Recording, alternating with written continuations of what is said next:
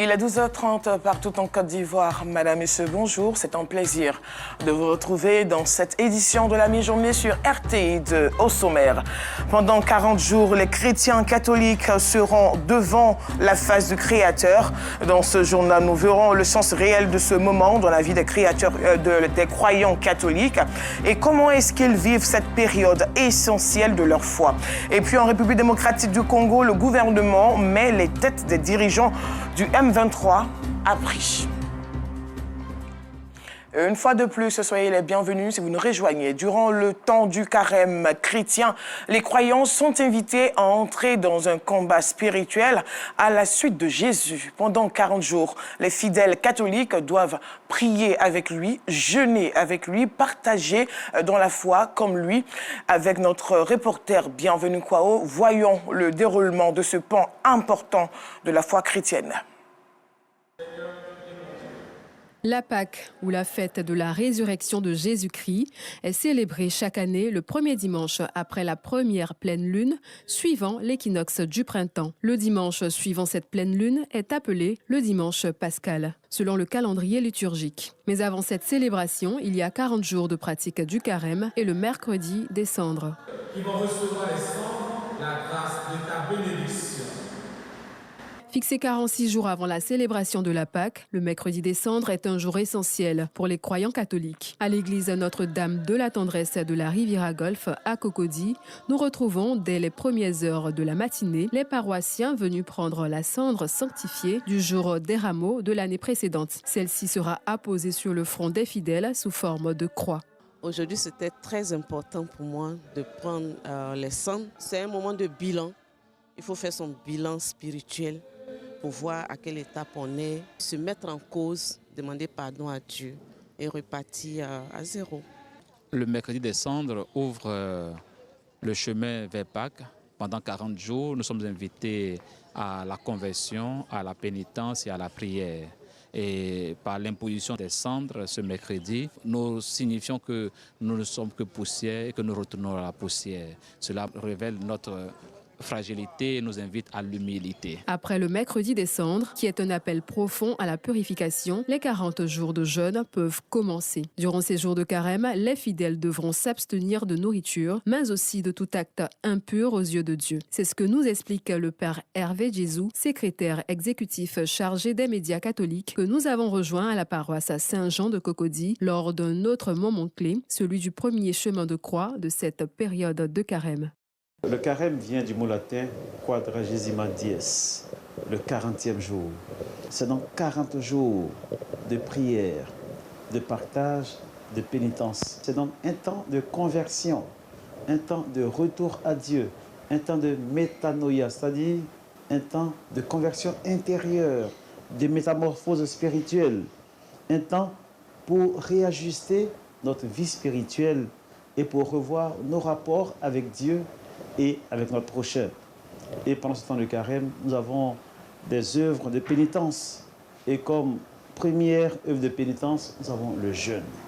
Le jeûne qui est une privation volontaire de nourriture ou de tout ce qui peut nous coûter. En plus du jeûne, nous avons les deux autres piliers du carême qui sont la prière et le partage. La prière qui est développée, une intimité avec le Seigneur, renforcée cette intimité avec le Seigneur. Enfin, le partage. Vous savez qu'on jeûne en vue de partager. On se prive de quelque chose en vue de partager. Le temps du carême est donc fait pour une plus grande attention vis-à-vis du prochain. Les chrétiens catholiques qui observent le jeûne, Germain et Bernadette, doyens de la famille Moncho, c'est le jeûne intermittent qu'ils observent. Pour eux, l'accent est mis sur la prière et l'entraide. Effectivement, tout le monde ne peut pas jeûner. Voilà, ceux qui sont malades, par exemple, on prie. Il y a d'autres, ils ne peuvent pas même, donc ils mangent convenablement. Le fait de manger sympa, c'est soutenir le corps. Tu as prié, il y a quelque chose qui est dans ton cœur comme ça que tu veux dire, tu as pardonné. C'est fini, moi je pense que tu as bien jeûné, rendre visite surtout aux malades. C'est mon âge qui fait que je ne peux plus, sinon nous, on s'en va rendre visite aux malades. Ce n'est pas seulement de priver de nourriture. Il faut donner, il faut partager. Il faut la charité. hein, il faut l'aumône. Il faut rendre visite, n'est-ce pas, là, à ton frère qui en a besoin. Ici, par exemple, n'est-ce pas, nous, on partage beaucoup avec les gens. Surtout, n'est pas les malades, là. Si moi, je déjeune et que mon frère malade n'a pas déjeuné, je ne déjeune pas. Je préfère d'abord lui donner et je viens à la maison. Et c'est ça, n'est pas le vrai carême. Contrairement à la famille Monchot, chez la famille Yao, c'est plutôt une rupture à 18h en famille et à 18h30 avec des amis de confessions religieuses différentes. Mère et chef de famille, Maman Yao est issue d'un métissage ethnique, baoulé et tagbanan. Catholique, elle a pour habitude de convier ses frères et amis catholiques, mais également ses frères et amis musulmans en fin de journée pour rompre le jeûne.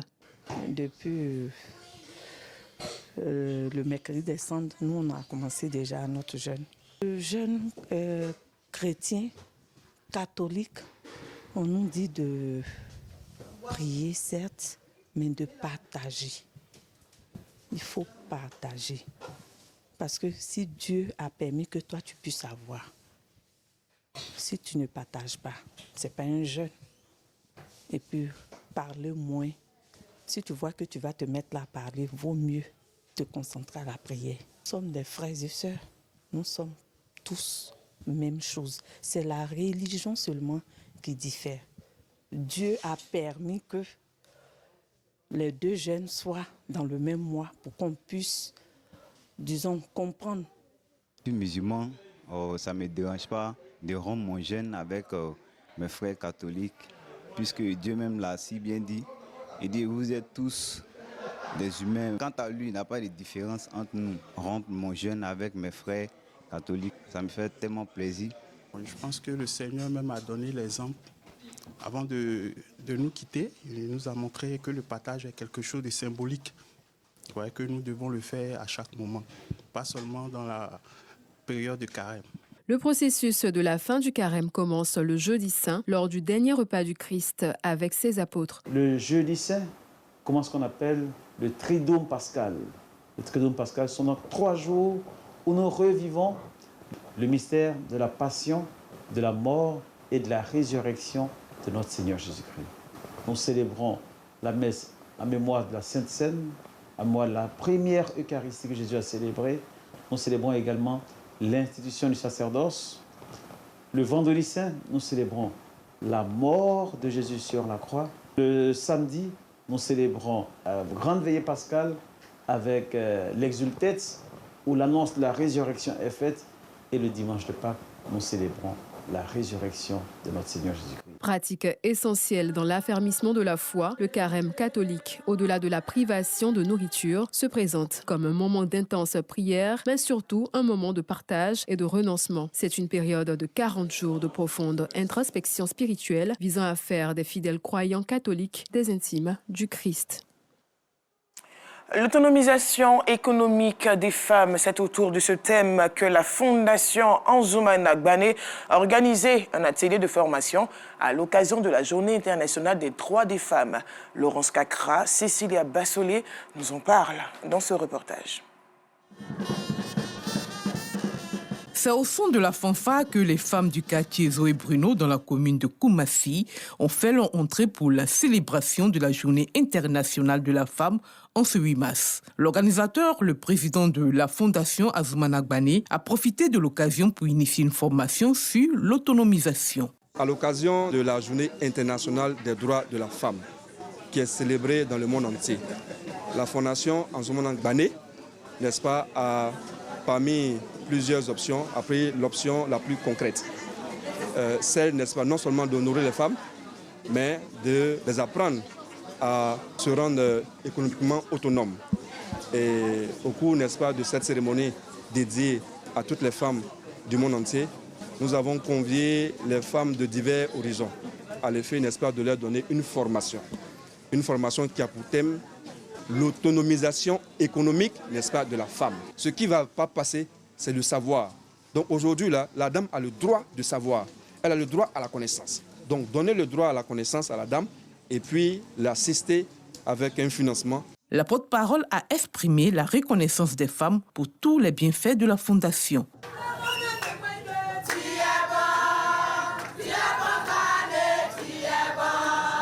Aujourd'hui en Côte d'Ivoire, ce n'est pas facile que les femmes soient vraiment autonomes. Et cette action est bienvenue pour pouvoir permettre aux femmes de comprendre et de vivre l'autonomisation de la femme afin d'aider leur famille et leurs proches. Il y a certaines femmes qui étaient en difficulté de pouvoir créer des activités et la Fondation les a aidées à pouvoir être indépendantes. Créée en 2024, la Fondation Azumana Gbane œuvre pour les populations vulnérables à travers des activités génératrices de revenus.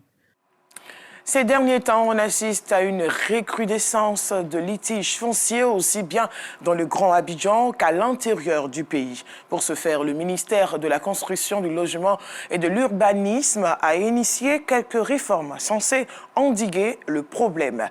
C'était en présence de notre reporter Clément Bocco.